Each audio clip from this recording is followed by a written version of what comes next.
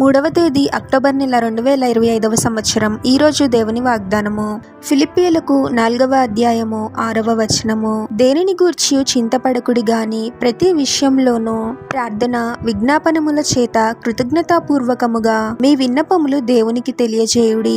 సహోదరి సహోదరులారా, మన జీవిత కాలంలో ఎన్నో శ్రమలు మనకు కలుగుతూ ఉంటాయి. ఎన్నో సమస్యలు మనల్ని కలవర పెడుతూ ఉంటాయి. వాటి గురించి చింతిస్తూ మనము లోపల కృంగిపోతూ ఉంటాము. దేవుని వాక్యం చెప్తుంది, దేనిని గూర్చి చింతపడకుడి అని. చింతించకుండా మనము ఎలా ఉండగలము అంటే ప్రభువుని హృదయపూర్వకముగా విశ్వసించినప్పుడే. ఇది జరుగుతుందా జరగదా అనే అనుమానంతో కాకుండా, ఈ సమస్య నుండి ప్రభు నన్ను తప్పకుండా విడిపిస్తాడు అనే విశ్వాసంతో ప్రార్థించాలి. మనము ప్రార్థించే ముందు ప్రభు మన జీవితాలలో జరిగించిన మేలులను బట్టి, ప్రభు యొక్క గొప్పతనాన్ని బట్టి ప్రభువుని స్తుతించాలి. ప్రభు పట్ల కృతజ్ఞతా హృదయాన్ని కలిగి ఉండాలి. దేవుని వాక్యం చెప్తుంది, కృతజ్ఞతాపూర్వకముగా మన విన్నపములను ప్రభువునకు తెలియజేయాలి అని. ప్రభు చేసిన ఏ ఉపకారాన్ని మర్చిపోకుండా కృతజ్ఞతాపూర్వకముగా ప్రార్థన విజ్ఞాపనముల చేత మన విన్నపములు ప్రభువునకు తెలియజేయాలి. ప్రార్థన. పరిశుద్ధుడవగు ప్రభువా, మీ పరిశుద్ధమైన నామమునకు తరతరములు యుగయుగములు మహిమ కలుగును గాక.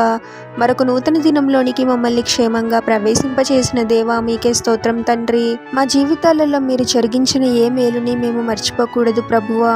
ఎల్లప్పుడూ మీ పట్ల కృతజ్ఞతా హృదయాన్ని కలిగి ఉండేవారముగా మమ్మల్ని దీవించండి తండ్రి. మా శ్రమలను బట్టి, పోరాటాలను బట్టి చింతించే వారముగా ఉండకుండా, మిమ్మును బట్టి ధైర్యంగా ఉంటూ మీ పైన గొప్ప విశ్వాసంతో ప్రార్థించాలి తండ్రి. విశ్వాసంలో బలహీనపడే వారముగా కాకుండా మీలో బలంగా స్థిరంగా ఉండడానికి మాకు సహాయం చేయండి తండ్రి. మా జీవిత కాలంలో ఎటువంటి శ్రమ సమస్య కలిగినప్పటికీ మీ సన్నిధిలో ప్రార్థన విజ్ఞాపనముల చేత కృతజ్ఞతాపూర్వకముగా మా విన్నపములను మీకు తెలియజేయడానికి మాకు సహాయం చేయమని, ఈ ప్రార్థనలో ఏకీభవిస్తున్న ప్రతి ఒక్కరిని పేరు పేరున దీవించి ఆశీర్వదించి అభిషేకించమని, వారు చేసే ప్రతి పనిలో మీరే వారికి తోడుగా ఉండి వారిని అన్ని కీడుల నుండి, అపాయాల నుండి మీరే వారిని రక్షించమని, ఈ మా మనవులన్నీ యేసుక్రీస్తు వారి పరిశుద్ధ నామంలో అడిగి వేడుకొనుచున్నాము తండ్రి. ఆమేన్.